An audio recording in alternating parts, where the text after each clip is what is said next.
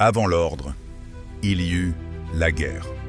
Avant les dieux de l'Olympe, le monde appartenait aux titans. Et leur règne s'écrivait dans le tonnerre et la destruction.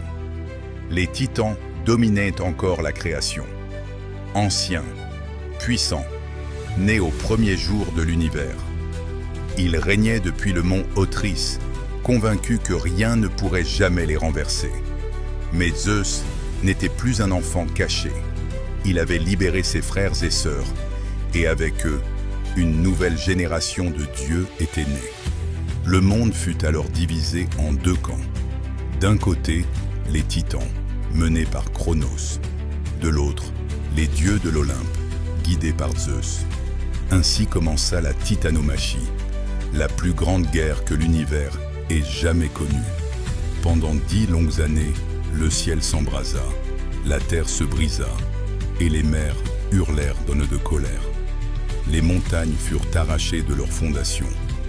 Les océans se déchaînèrent. Chaque affrontement faisait trembler le monde entier.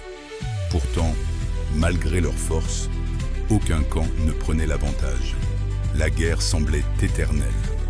Alors Zeus fit un choix décisif.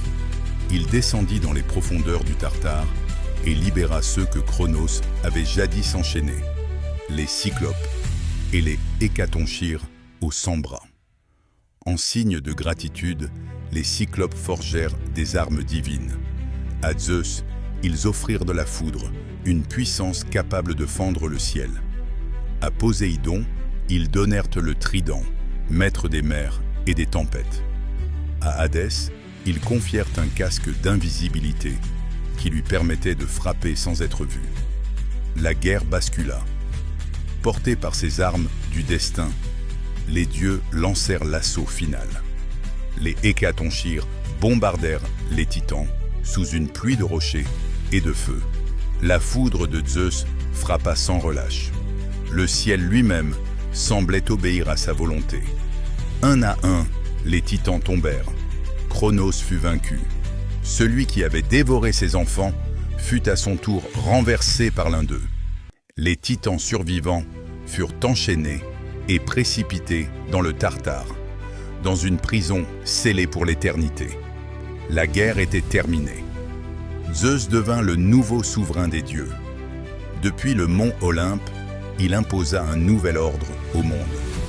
Mais si les titans avaient été vaincus, le chaos, lui, n'avait pas disparu. Car dans les profondeurs de l'univers, d'autres forces s'agitaient déjà. Et la paix des dieux ne serait jamais éternelle.